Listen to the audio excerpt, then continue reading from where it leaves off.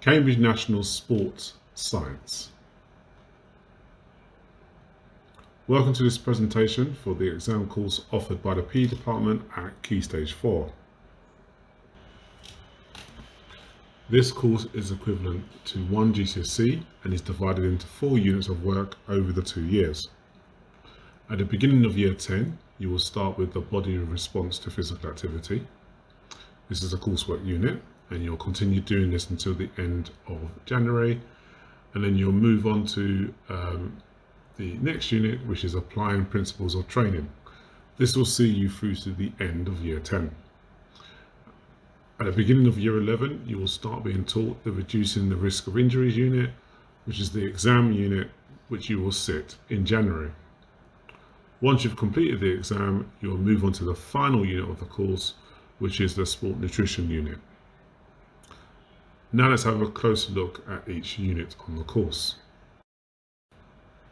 The body's response to physical activity unit. This is looking at the key body systems that are used in sport and physical activity. So you will look at the bones, muscles and joints of the human body and how they all work together. You will then specifically focus on the cardiorespiratory system and the muscular system, what their jobs are, their roles and their functions. This leads on to the benefits of muscle endurance, strength and flexibility to everyday life and to sport in general. And then finally, you would finish off this unit by looking at short-term and long-term effects of exercise on these body systems. Applying principles of training. So the second unit you do in year 10 is the applying principles of training unit. This focuses on all the key principles and methods used to improve performance through training. You will look at specificity, progression, overload and other areas of principle training and how you use that with the different methods of training to improve performance. This leads to working on the key components of fitness such as flexibility, speed, strength, power, and then you'll do fitness testing for each of these components to measure your progress over time. You will design a 6-week training program for you to complete and then evaluate your performance on the 6-week training program and set new targets. We go into year 11 following the reducing the risk injuries unit. This is the exam unit that you sit in January, and there are 2 key factors that we look at. Extrinsic factors include poor coaching techniques, the playing surfaces and protective equipment, and whether this can help reduce the risk of injuries or increase the risk of injuries.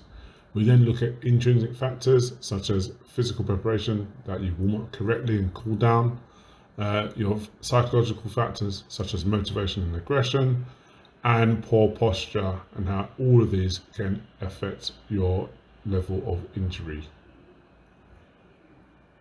The final unit of the course is the sport nutrition unit.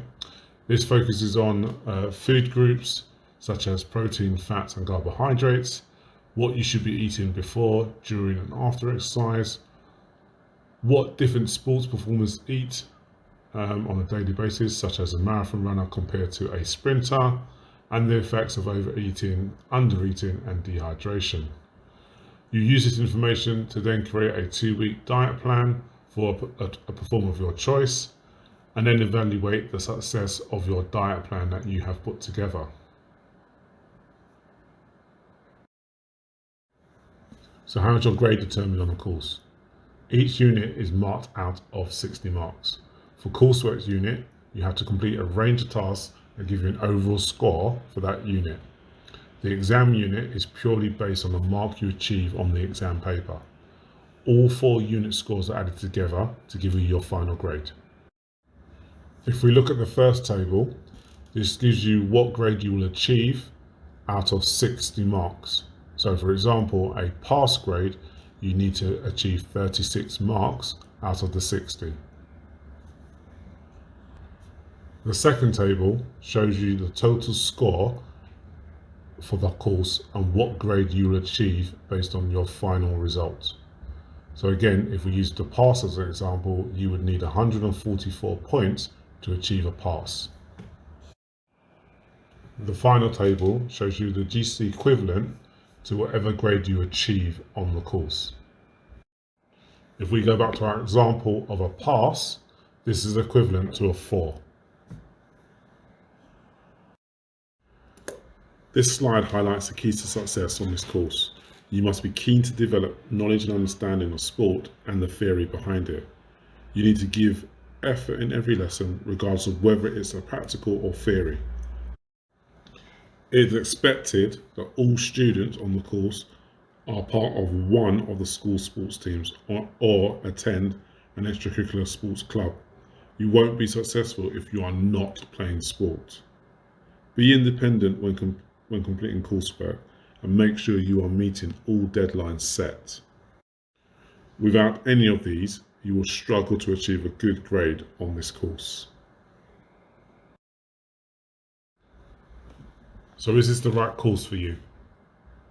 Do you really have a keen interest in sport and physical activity? Because if you don't, this is not the right course for you. What is your current working grade in PE? If it is low, then this may not be the right course for you. Do you participate in extracurricular clubs? If not, again, is this the course you want to be doing? Finally, would your PE teacher recommend you for this course? Hopefully the answer is yes, which means we definitely want you to be doing this course. Remember, this course is heavily theory based. You will be in a classroom the majority of your lessons. Some lessons will be practical, especially when completing the fitness training and components. Are you prepared for this? If you're still interested, then come and speak to me, Mr. Hayden, or your PE teacher to guide you in making the correct choice for Key Stage 4. Thank you for listening to this presentation.